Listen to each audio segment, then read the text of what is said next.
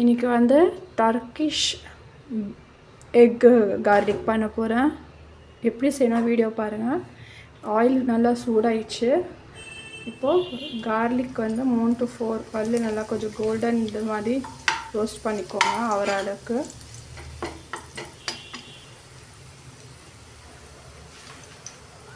Roast ஆனதுக்கப்புறம் onion cut பண்ணி வச்சுருக்கேன். 2 ஆனியன்ஸ் கொஞ்சம் நல்லா இப்படி குண்டு குண்டாகவே பண்ணுங்கள், ரொம்ப சாப்ட் பண்ணாதீங்க.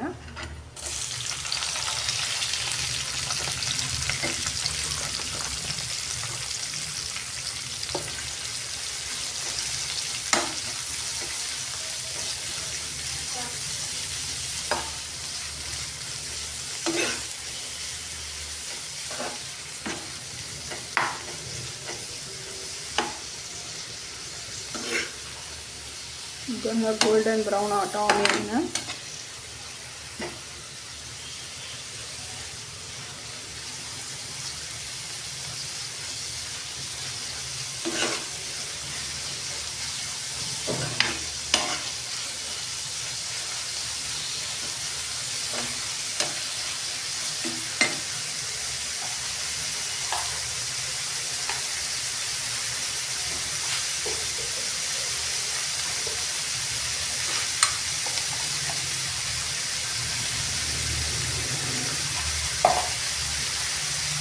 லைட்டாக சோம்பு போட்டுக்கோங்க, நல்லா ஃப்ளேவர் கொடுக்கும்.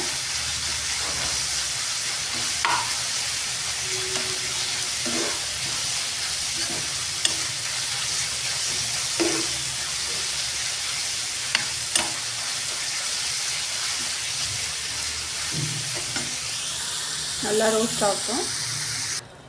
இப்போது ஜிஞ்சர் கார்லிக் பேஸ்ட் போட்டுக்கலாம்.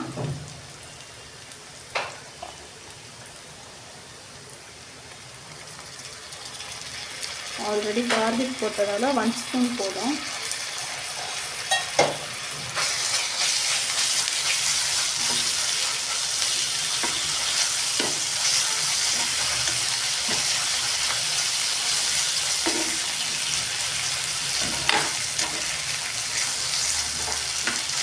எந்த ஒரு டிஷ் பண்ணாலும் ஆனியன் போட்டு கார்லிக் போட்டதுக்கப்புறம் கொஞ்ச நேரம் நல்லா வதங்க விடுங்க.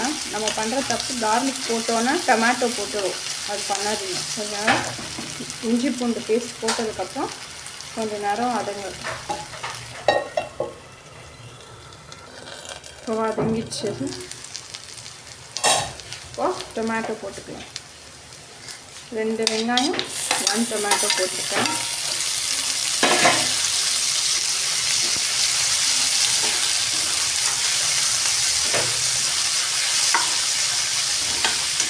டொமேட்டோ வந்து சீக்கிரமாக வதங்குறதுக்கு பிஞ்ச் ஆஃப் சால்ட் போட்டுக்கலாம். கல்லுப்பு யூஸ் பண்ணுறேன் நான். பிஞ்ச் ஆஃப் சால்ட் சொன்னேன், இல்லை நம்ம தேவையுள்ள அளவுக்கு சால்ட் போட்டுக்கலாம். வெங்காயம் கட் பண்ணி கொஞ்சம் நேரம் வதங்கட்டும். ரொம்ப வதங்கக்கூடாது, கொஞ்சம் லைட்டாக வதங்கட்டும். இப்போது வந்து நல்லா வதங்கிச்சா பார்க்கலாம். ஓப்பன் பண்ணி பாருங்கள், பாதி வதங்கிச்சு. இது போதும். ரொம்ப ஸ்மாஷ் ஆயிடுச்சுன்னா கிரேவி மாதிரி ஆயிடும். கிரேவி மாதிரி இருக்கக்கூடாது. இப்போது நம்ம வந்து மசாலா ஐட்டம்ஸ் போட்டுக்கலாம்.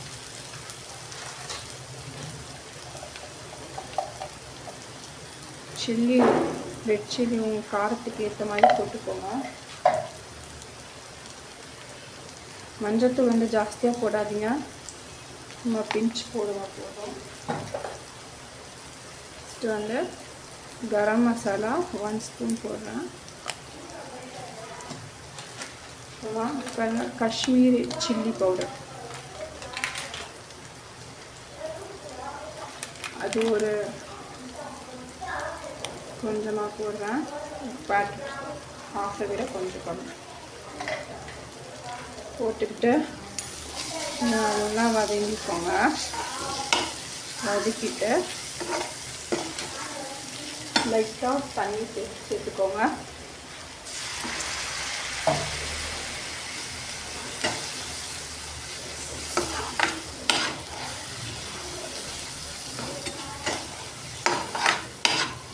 இது வந்து 3 to 4 person வரைக்கும் சாப்பிடலாம்.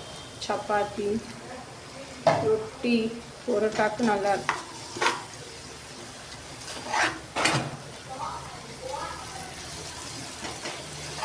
பாருங்க, இந்த தண்ணி விட்டு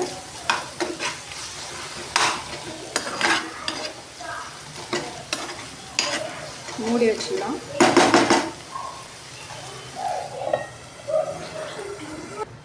இப்போ பாருங்கள், நல்லா ஆயில் சைடில் நல்லா விட்டுச்சு. இப்போது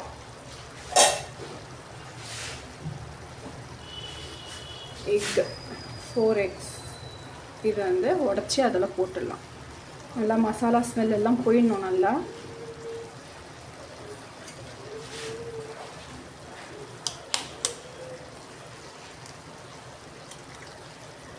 இந்த மாதிரி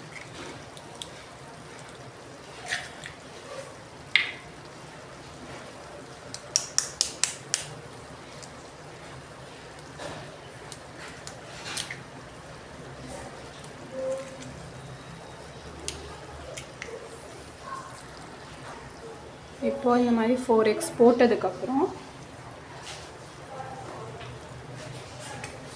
லைட்டாக பெப்பர் தூவி விட்டுடுங்க ஒரு நேரம்.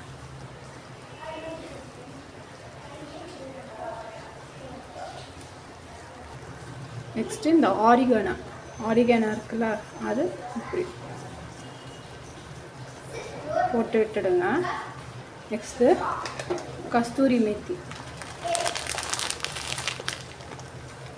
பாருங்க, கஸ்தூரி மேத்தி இருக்குல்ல, அதெல்லாம் இப்படி பண்ணி விட்டுட்டு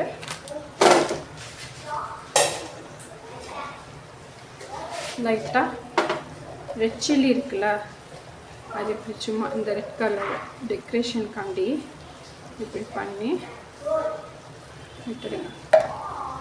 அவ்வளோதாங்க. இதை இப்போ மூடி விட்டுடுங்க. பாயில் ஆகட்டும். கொஞ்சம் அந்த எல்லோ யாக் அதெல்லாம் வந்து நல்லா பாயில் ஆகணும். ஸ்மெல்லு சூப்பராக இருக்குங்க.